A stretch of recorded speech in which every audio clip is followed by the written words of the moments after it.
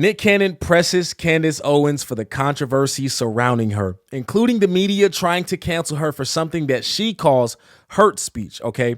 Now, honestly, I think that this episode has been done for quite some time, but Nick Cannon refused to drop the episode simply because he got cooked by Candace Owens. I want to show you all this video.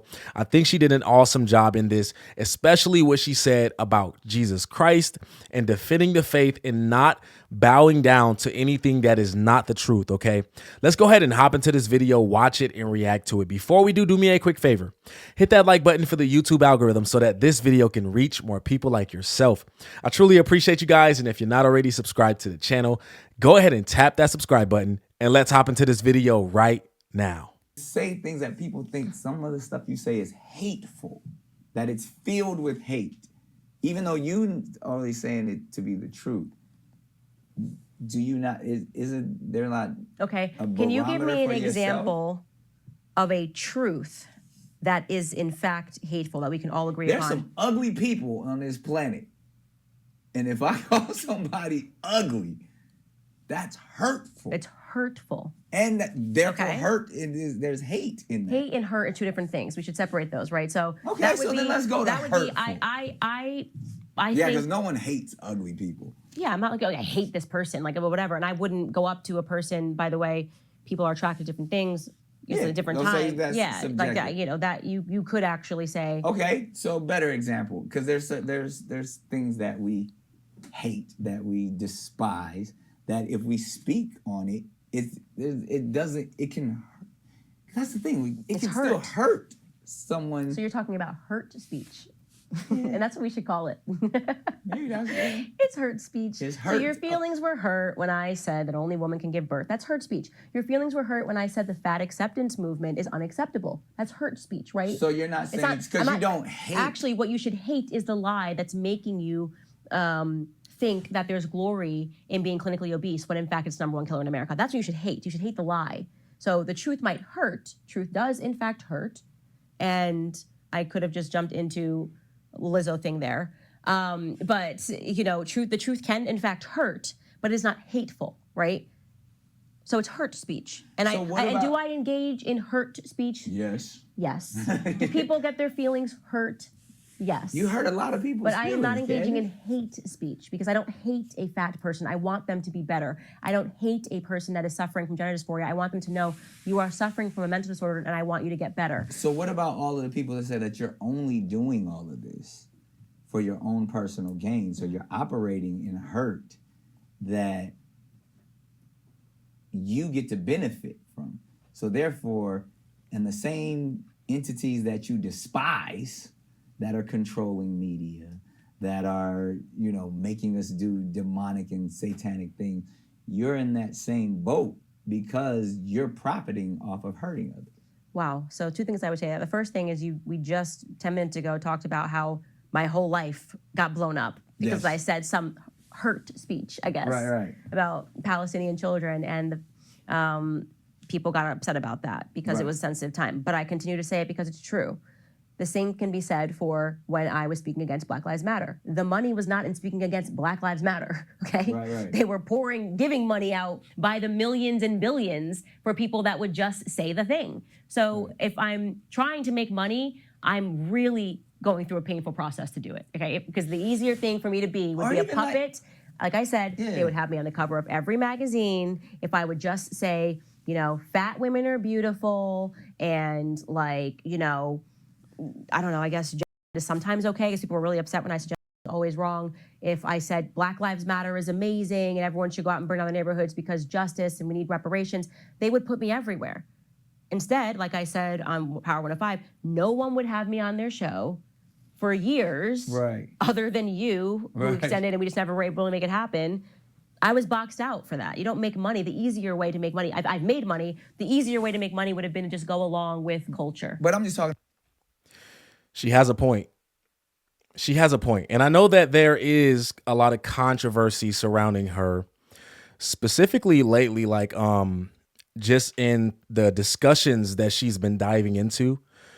But right here, I can honestly say that she's speaking the truth. And when you are truthful about things that are taking place, people don't like to hear the truth. Looking in that again, because I think the point in which I was making is that you have a strong voice, you're very powerful and influential, and you're not sending out pleasantries every day. Yeah, well, you're because there's saying power in something truth. like and it looks like whether it's financial, whether it's egotistical, it looks like you're doing it for your. And I'm just I'm not saying I personally believe this, but for the ones that can say you're doing this for your own personal gain, and you're hurting so many people in the process. No, I'm doing it for his gain.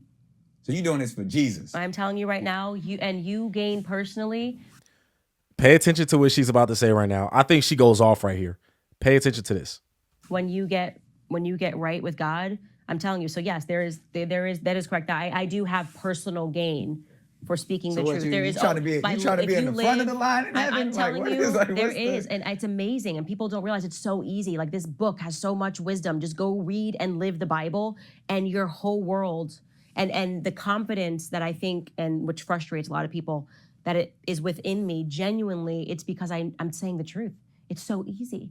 It's so easy, and yet people have complicated it so much. So is the goal to get more people to believe what you believe? No, my goal is for people to recognize that there is objective truth, that there are spiritual forces at play, that there are spiritual forces operating on them every single day, and the only way that they are going to be able to get over that evil, to fight that evil, right, is to recognize that evil is happening, and that evil begins with a lie, okay?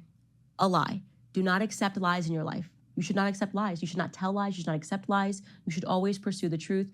And as an indication, whoever the media hates is likely probably trying to tell you some truth, as a rule. So what about... Wow.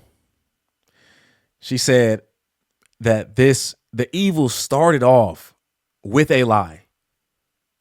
The evil started off with a lie. Satan lied. Satan, he tried to get Adam and Eve. He successfully did it by lying and tricking them and making them question God, and caused all of this to take place over a lie.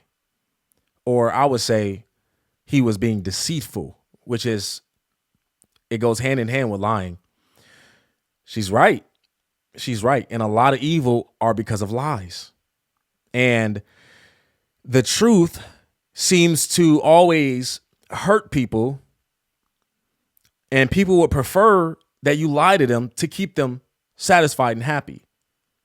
But if you tell them the truth, now you have to face whatever problems are at hand. The people that say Candace Owens is living a lie. Living a lie how? Because the things that you believe they don't believe are true. You know, of all the things I've ever been accused of, being a liar has not been one of them. In the media, they'll call me a self-hating, but they call me everything. They never call me a liar. They call you a self-hating black woman? Yeah, that was as soon as I hit the scene. Self-hating black person. How could you not be supporting BLM? They've called me a black white supremacist. Let me just. I've caught these things like Pokemon balls. I can show you. I could tell you which level Pokemon I caught. I've been called a self-hating black person. I've been called the first black white supremacist. I've been called a homophobe. You saw Don try to ask me the other night. I've been called a transphobe. I've been called anti-Semitic. I've been called a Holocaust denier. Why do you think you've been called all these things? Because there's something I've said that was hurt speech to each person. I don't know. If I hurt said somebody, yeah, like, you know, it changes. So it's like when I first got into the media space, so to speak, I was saying a lot of stuff about Black Lives Matter. So that's when I earned my Pokemon ball of being a self-hating black person. As I got a little bit further, everyone was on this like trans stuff, and women came. I was like, no, they can't. So that's when I earned my transphobe dragon. You know, Don Lemon asked me a question about whether or not I believe he's sinning. I guess I again earned the homophobe Pokemon ball. I went back at Rabbi Shmuley. How dare you have the audacity to go back at a rabbi, because he's filthy. He's a disgusting man. It's not because he's Jewish, it's because of his behavior. And I'm not going to apologize for calling him absolute filth because he's considered a powerful rabbi, okay? The powerful rabbi is a liar, he is disgusting, and he has a weird relationship and runs a sex shop with his daughter. So I called him what he was, filth. And guess what I got earned for that? Anti-Semitic. Okay, great, love this new ball. This is great. Throw it into my collection. Did I lie? So you get to live with a different level of freedom than most because you don't care how you make other people feel. I just care if what I say is true. If I hurt somebody telling a lie, I would feel Really? badly. Yeah. The way that Nick Cannon is trying to spin her answers to make it seem like she's doing something wrong is crazy work. And he right now is being the poster child for wokeness. But the reality of wokeness is that really you're sleeping. Mentally, spiritually, you're sleeping because you don't see the truth or you refuse to see the truth. And you support what isn't the truth, but claiming that that's the truth. And that's just, to me, that seems like that's what he's doing. Crazy work. Let's continue on. I said something that wasn't true, and I would feel badly. But a lot of your truth is your opinion. It's not an opinion, what I'm saying. If it was just an opinion, people wouldn't be so upset. Yeah. People have a tricky relationship with the truth. It's hard. That's the gray area, because people can say everything that you believe, that you based your life on, everything that your granddad taught you, this whole doctrine of Christianity is a lie. And now we are back at, I guess, give me an example of something that I have said in the public sphere that people have reacted to that was a lie, or an opinion, rather. They react to everything you say. That's a fact. like that. I don't think you go viral based off of. I said porn was a weapon. People freaked out about that. Because there's some people that got hurt by that. Because there's some people who really enjoy more hurt speech. That's what I'm saying. Yeah. And you have no problem being hurtful. It's not hurtful. It's just the truth. Because that's the opposite. Men are struggling with porn, and it's not their fault. People understood and studied how men would react when being stimulated by images all the time. They brought them into that, and then they made what they think about how to make what they are watching more and more deranged and more perverse. And so they are the taste makers, and they are making men more deranged. I'm not saying women don't watch as well, but I'm saying that men have a different biological response to it than women, because men and women are different. Sorry, guys, more hurt speech.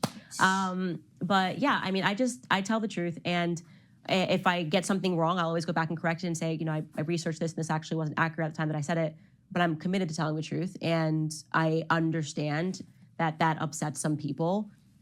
It upsets me that you live your life according to lies, You're strong. You're a strong voice out there.